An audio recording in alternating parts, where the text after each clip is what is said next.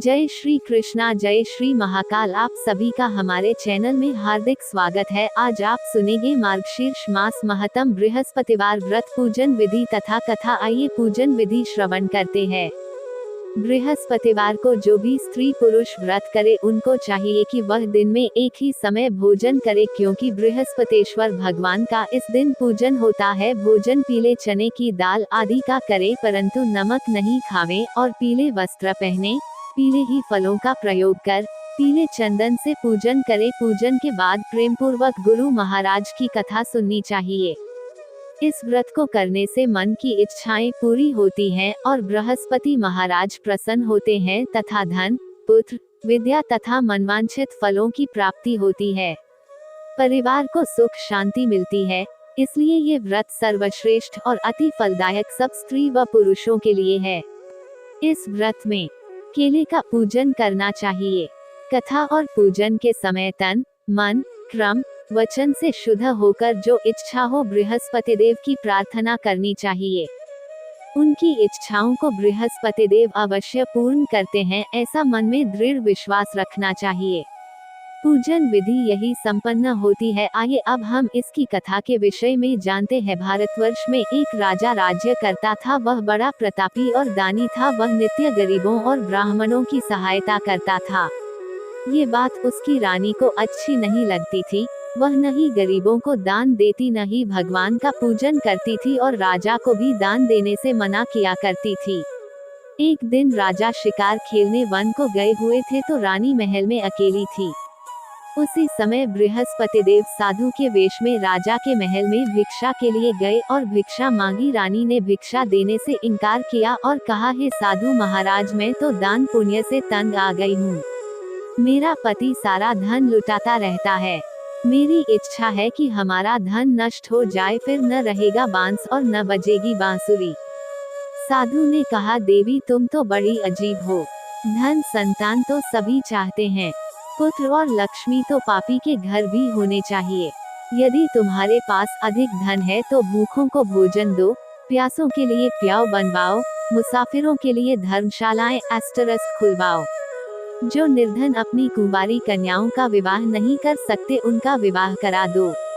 ऐसे और कई काम हैं जिनके करने से तुम्हारा यश लोक परलोक में फैलेगा।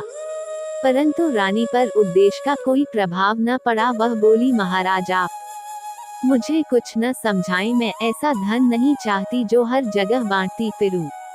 साधु ने उत्तर दिया, यदि तुम्हारी ऐसी इच्छा है तो तथास्तु। तुम ऐसा करना कि बृहस्पतिवार से को घर लीपकर पीली मिट्टी से अपना सिर धोकर स्नान करना, भट्टी चढ़ाकर कपड़े धोना। ऐसा करने से आपका सारा धन नष्ट हो जाएगा। इतना कहकर वह साधु महाराज वहां से आलोप हो गया। जैसे वह साधु कहकर गया था, रानी ने वैसा ही किया। 6 बृहस्पतिवार ही बीते थे कि उसका समस्त धन नष्ट हो गया और भोजन के लिए दोनों तरसने लगे। सांसारिक भोगों से दुखी रहने लगे। तब वह राजा रानी से कहने लगा कि तुम यहाँ पर रहो, मैं दूसरे देश में जाऊँ, क्योंकि यहाँ पर मुझे सभी मनुष्य जानते हैं, इसलिए कोई कार्य भी नहीं कर सकता। देश चोरी परदेश भीख बराबर है, ऐसा कहकर वे राजा परदेश चला गया। वहाँ जंगल को जाता और लकड़ी काटकर लाता और शहर में बेचता। इस तरह जीवन व्यतीत करने लगा। एक दिन दुखी होकर जंगल में एक पेड़ के नीचे निश्चित रूप से आसन जमाकर बैठ गया। वह अपनी दशा को याद करके व्याकुल होने लगा। बृहस्पतिवार का दिन था। एकाएक उसने देखा कि निर्जन वन में एक साधु प्रकट हुआ। वह साधु भेष में स्वयं बृहस्पति देवता थे। लकड़हारे के सामने आकर बोले, हे लकड़हारे, इस सुनसान जंगल में तू चिंता मग्न क्यों बैठा है? लकड़हारे ने दोनों हाथ जोड़कर प्रणाम किया और उत्तर दिया, महात्मा जी, आप सब कुछ जानते हैं, मैं क्या कहूँ। ये कहकर रोने लगा और साधु को आत्मकथा सुनाई। महात्मा जी ने कहा, तुम्हारी स्त्री ने बृहस्पति के दिन वीर भगवान का निरादर किया है, जिसके कारण रुष्ट होकर तुम्हारी यह दशा कर दी। अब तुम चिंता को दूर दूर करके मेरे कहने पर चलो तो तुम्हारे सब कष्ट दूर हो जाएंगे और भगवान पहले से भी अधिक संपत्ति देंगे। तुम बृहस्पति के दिन पाठ किया करो। 2 पैसे के चने मुनक्का मंगवाकर उसका प्रसाद बनाओ और शुद्ध जल से लोटे में शक्कर मिलाकर अमृत तैयार करो। कथा के पश्चात अपने सारे परिवार और सुनने वाले प्रेमियों में अमृत व प्रसाद बांटकर आप भी ग्रहण किया करो। ऐसा करने से भगवान तुम्हारी सब कामनाएं पूरी करेंगे। साधु के ऐसे वचन सुनकर लकड़हारा बोला, हे प्रभु, मुझे लकड़ी बेचकर इतना पैसा नहीं मिलता जिससे भोजन करने के उपरांत कुछ बचा सकूं। मैंने रात्रि में अपनी स्त्री को व्याकुल देखा है। मेरे पास कुछ भी नहीं जिससे उसकी खबर मंगा सकूं। साधु एस्टरिस्क ने कहा, हे लकड़हारे, तुम किसी बात की चिंता मत करो। बृहस्पति के दिन तुम रोजाना की तरह लकड़ियां लेकर शहर को जाओ। तुमको रोज से दुगुना धन प्राप्त होगा जिससे तुम भली भांति भोजन कर लोगे तथा बृहस्पति देव की पूजा का सामान भी आ जाएगा। इतना कहकर साधु अंतर्ध्यान हो गए। धीरे धीरे समय व्यतीत होने पर फिर वही बृहस्पतिवार का दिन आया। लकड़हारा जंगल से लकड़ी काटकर किसी भी शहर में बेचने गया। उसे उस दिन और दिन से अधिक पैसा मिला। राजा ने चना गुड़ आदि लाकर गुरुवार का व्रत किया। उस दिन से उसके सभी क्लेश दूर हुए, परंतु जब दोबारा गुरुवार का दिन आया तो बृहस्पतिवार का व्रत करना भूल गया। इस कारण बृहस्पति भगवान नाराज हो गए। उस दिन से उस नगर के राजा ने विशाल यज्ञ का आयोजन किया तथा शहर में ये घोषणा करा दी कि कोई भी मनुष्य अपने घर में भोजन न बनावे न आग जलावे। समस्त जनता मेरे यहाँ भोजन करने आवे। इस आज्ञा को जो न मानेगा उसके लिए फांसी की सजा दी जाएगी। इस तरह की घोषणा संपूर्ण नगर में करवा दी गई। राजा की आज्ञानुसार शहर के सभी लोग भोजन करने गए, लेकिन लकड़हारा कुछ देर से पहुंचा, इसलिए राजा उसको अपने साथ घर ले गए और ले जाकर भोजन करा रहे थे तो रानी की दृष्टि उस खूंटी पर पड़ी जिस पर उसका हार लटका हुआ था। वह वहां पर दिखाई न दिया। रानी ने निश्चय किया कि मेरा हार इस मनुष्य ने चुरा लिया है। उसी समय पुलिस को बुलाकर उसको जेल खाने में डलवा दिया। जब लकड़हारा जेल खाने में पड़ गया और बहुत दुखी होकर विचार करने लगा कि न जाने कौन से पूर्व जन्म में कर्म से मेरे लिए दुख प्राप्त हुआ है, और उसी साधु को याद करने लगा जो कि जंगल में मिला था। उसी समय तत्काल बृहस्पति देव साधु के रूप में प्रकट हो और उसकी दशा को देखकर कहने लगे, अरे एस्टरिस्क मूर्ख, तूने बृहस्पति देव की कथा नहीं करी, इस कारण तुझे दुख प्राप्त हुआ है। अब एस्टरिस्क चिंता मत कर, बृहस्पतिवार के दिन जेल खाने के दरवाजे पर 4 पैसे पड़े मिलेंगे। 23 उनसे तू बृहस्पति देव की पूजा करना, तेरे सभी कष्ट दूर हो जाएंगे। बृहस्पति के रोज उसे 4 पैसे मिले। लकड़हारे ने कथा कही। उसी रात्रि को बृहस्पति देव ने उस नगर के राजा को स्वप्न में कहा, हे राजा, तुमने जिस आदमी को जेल खाने में बंद कर दिया है वह निर्दोष है।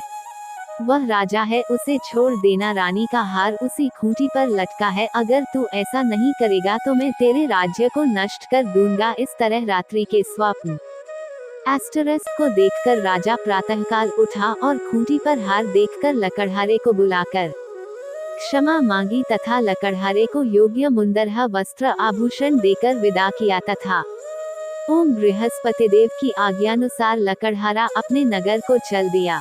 राजा जब अपने नगर के निकट पहुंचा तो उसे बड़ा आश्चर्य हुआ। नगर में पहले से अधिक बाग, तालाब और कुएं तथा बहुत सी धर्मशाला, मंदिर आदि बन गई हैं।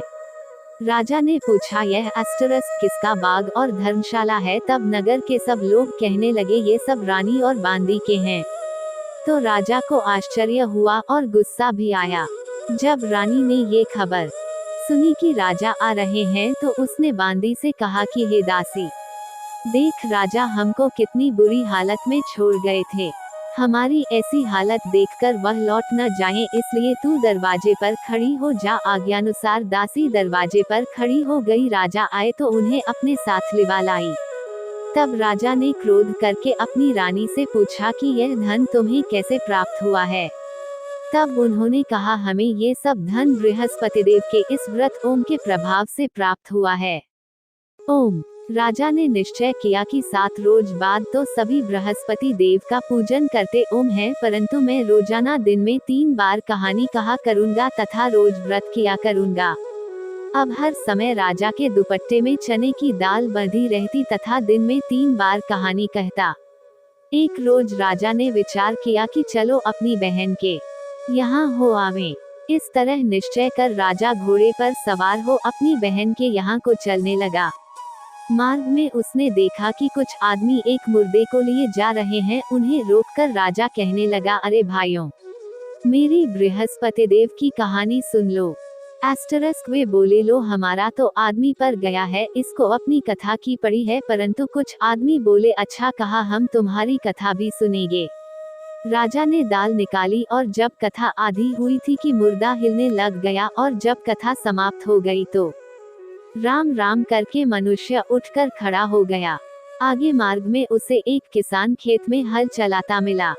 राजा ने उसे देखा और उससे बोला, अरे भैया, तुम मेरी बृहस्पतिवार की कथा सुन लो। किसान बोला, जब तक मैं तेरी कथा सुनूंगा तक 4 हरया जोत लूंगा, जा अपनी कथा किसी और को सुनाना। इस तरह राजा आगे चलने लगा। राजा के हटते ही बैल पछाड़ खाकर गिर गए तथा उसके पेट में बड़ी जोर का दर्द होने लगा। उस समय उसकी माँ रोटी फिल्ड सर्कल लेकर आई। उसने जब यह देखा तो अपने पुत्र से सब हाल पूछा और बेटे ने सभी हाल कह दिया। तो बुढ़िया दौड़ी दौड़ी उस घुड़सवार के पास गई और उससे बोली, इक्वल्स की मैं तेरी कथा सुनूंगी, तू अपनी कथा मेरे खेत पर चलकर ही कहना।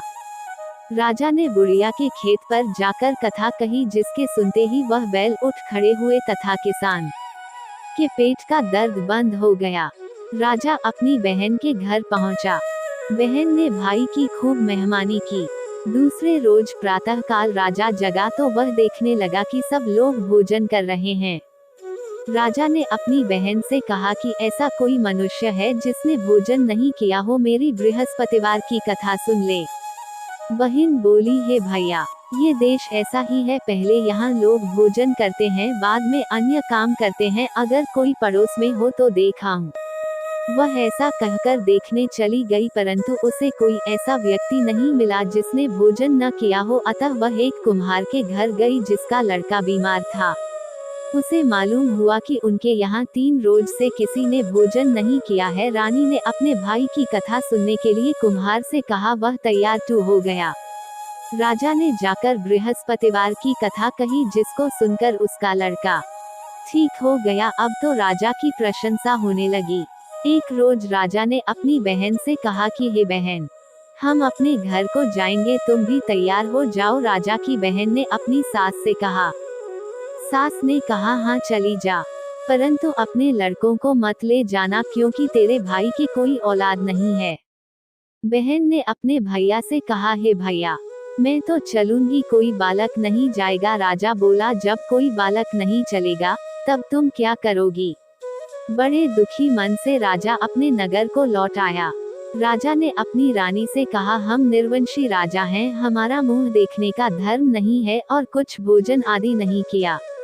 रानी बोली, हे प्रभु, बृहस्पति देव ने हमें सब कुछ दिया है, हमें औलाद अवश्य देंगे। उसी फिल्ड सर्कल रात को बृहस्पति देव ने राजा से स्वप्न में कहा, हे राजा, उठ, सभी सोच त्याग दे, तेरी रानी गर्भ से है। राजा की यह बात सुनकर बड़ी खुशी हुई। 9वें महीने में उसके गर्भ से एक सुंदर पुत्र पैदा हुआ। तब राजा बोला, हे रानी, स्त्री बिना भोजन के रह सकती है, बिना कहे नहीं रह सकती। जब मेरी बहन आवे तुम उससे कुछ कहना मत। रानी ने सुनकर हाँ कर दिया।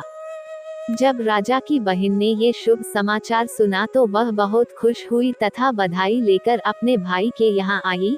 तभी रानी ने कहा, घोड़ा चढ़कर तो नहीं आई, गधा चढ़ी आई। राजा की बहन बोली, भाभी, मैं इस प्रकार न कहती तो तुम्हें औलाद कैसे मिलती। बृहस्पति देव ऐसे ही हैं, जैसी जिसके मन में कामनाएं हैं, सभी को पूर्ण करते हैं। जो सद्भावना पूर्वक बृहस्पतिवार का व्रत करता है एवं कथा पढ़ता है अथवा सुनता है और दूसरों को सुनाता है, बृहस्पति देव उसकी मनोकामना पूर्ण करते हैं। भगवान बृहस्पति देव उसकी सदैव रक्षा करते हैं। संसार में सद्भावना से भगवान जी का पूजन व्रत सच्चे हृदय से करते हैं तो उनकी सभी मनोकामनाएं पूर्ण करते हैं। जैसी सच्ची भावना से रानी और राजा ने उनकी कथा का गुणगान किया तो उनकी सभी इच्छाएं बृहस्पति देव जी ने पूर्ण की थी। इसलिए पूर्ण कथा सुनने के बाद प्रसाद लेकर जाना चाहिए। हृदय से उसका मनन करते हुए जयकारा बोलना चाहिए। बृहस्पति देव की कथा। प्राचीन काल में एक ब्राह्मण था, वह बहुत निर्धन था, उसके कोई संतान नहीं थी। उसकी स्त्री बहुत मलिनता के साथ रहती थी। वह स्नान न करती, किसी देवता का पूजन न करती। इससे ब्राह्मण देवता बड़े दुखी थे। बेचारे बहुत कुछ कहते थे किंतु उसका कुछ परिणाम न निकला। भगवान की कृपा से ब्राह्मण की स्त्री के कन्या रूपी रत्न पैदा हुआ। कन्या बड़ी होने पर प्रातः स्नान करके विष्णु भगवान का जाप व बृहस्पतिवार का व्रत करने लगी। अपने पूजन पाठ को समाप्त करके स्कूल जाती तो अपनी मुट्ठी में जौ भर के ले जाती और पाठशाला के मार्ग में डोलती जाती। तब ये जौ स्वर्ण के हो जाते, लौटते समय उनको बीन कर घर को ले आती थी। एक दिन वह बालिका सूप में उस सोने के जौ को फटक कर साफ कर रही थी। कि उसके पिता ने देख लिया और कहा, हे बेटी, सोने के जौ के लिए सोने का सूप होना बाहिए। दूसरे दिन बृहस्पतिवार था। इस कन्या ने क्षत रखा और बृहस्पति देव से प्रार्थना करके कहा, मैंने आपकी पूजा सच्चे मन से की हो तो मेरे लिए सोने का सूप दे दो। बृहस्पति देव ने उसकी प्रार्थना स्वीकार कर ली। रोजाना की तरह वह कन्या जौ फैलाती हुई जाने लगी। जब लौटकर जौ बीन रही थी तो बृहस्पति देव की कृपा से सोने का सूप मिला। उसे वह घर ले आई और उसमें जौ साफ करने लगी, परंतु उसकी मां का वही धन रहा। एक दिन की बात है कि वह कन्या सोने के सूप में जौ साफ कर रही थी। उस समय उस शहर का राजपुत्र वहां होकर निकला। इस अष्टरस्त कन्या के रूप और कार्य को देखकर मोहित हो गया तथा अपने घर आकर भोजन तथा जल त्याग कर उदास होकर लेट गया। राजा को जब इस बात का पता लगा, एस्टरस्क तो अपने प्रधानमंत्री के साथ उसके पास गए और बोले, हे बेटा, तुम्हें किस बात का कष्ट है? किसी ने अपमान किया है अथवा और कारण हो सो कहो, मैं वही कार्य करूंगा जिससे तुम्हें प्रसन्नता हो। अपने पिता की राजकुमार ने बातें सुनी तो वह बोला, मुझे आपकी कृपा से किसी बात का दुख नहीं है। किसी ने मेरा अपमान नहीं किया है, परंतु मैं उस लड़की से विवाह करना चाहता हूँ जो सोने के सूप में जौ साफ कर रही थी। ये सुनकर राजा आश्चर्य में पड़ा और बोला, हे बेटा, इस तरह की कन्या का पता तुम ही लगाओ, मैं उसके साथ तेरा विवाह अवश्य ही करवा दूंगा। राजकुमार ने उस लड़की के घर का पता बतलाया। तब मंत्री उस लड़की के घर गए और ब्राह्मण देवता को सभी हाल बतलाया। ब्राह्मण देवता राजकुमार के साथ अपनी कन्या का विवाह करने के लिए तैयार हो गए तथा विधि विधान के अनुसार ब्राह्मण की कन्या का विवाह राजकुमार के साथ हो गया। कन्या के घर से जाते ही पहले की भांति उस ब्राह्मण देवता के घर में गरीबी का निवास हो गया। अब भोजन के लिए भी अन्न बड़ी मुश्किल से मिलता था। एक दिन दुखी होकर ब्राह्मण देवता अपनी पुत्री के पास गए। बेटी ने पिता की दुखी अवस्था को देखा और अपनी मां का हाल पूछा। तब ब्राह्मण ने सभी हाल कहा। कन्या ने बहुत सा धन देकर अपने पिता को विदा कर दिया। इस तरह ब्राह्मण का कुछ समय सुखपूर्वक व्यतीत हुआ। कुछ दिन बाद फिर वही हाल हो गया। ब्राह्मण फिर अपनी कन्या के यहाँ गया और सारा हाल कहा तो लड़की बोली, हे पिताजी, आप माताजी को यहाँ लिवा लाओ, मैं उसे विधि बता दूंगी जिससे गरीबी दूर हो जाए। वह ब्राह्मण देवता अपनी स्त्री को साथ लेकर पहुँचे तो अपनी माँ को समझाने लगी, हे माँ, तुम प्रातःकाल प्रथम स्नानादि करके विष्णु भगवान का पूजन करो तो सब दरिद्रता दूर हो जाएगी। परंतु उसकी माँ ने एक भी बात नहीं मानी और प्रातःकाल उठकर अपनी पुत्री के बच्चों की जूठन को खा लिया। इससे एस्टरस्क उसकी पुत्री को भी बहुत गुस्सा आया और एक रात को कोठरी से सभी सामान निकाल दिया और अपनी माँ को उसमें बंद कर दिया। प्रातःकाल उसे निकाला तथा स्नानादि करा के पाठ करवाया तो उसकी माँ की बुद्धि ठीक हो गई और फिर प्रत्येक बृहस्पतिवार को व्रत रखने लगी। इस व्रत के प्रभाव से उसके माँ बाप बहुत ही धनवान और पुत्रवान हो गए और बृहस्पति जी के प्रभाव से इस लोक के सुख भोग कर स्वर्ग को प्राप्त हुए। बोलो बृहस्पति देव की जय, विष्णु भगवान की जय। इति श्री बृहस्पति व्रत कथा संपूर्ण हुई। कहानी पसंद आए तो लाइक और कमेंट अवश्य करें और हमारे चैनल की सदस्यता ग्रहण कर हमें कृतार्थ करे। जय श्री कृष्णा।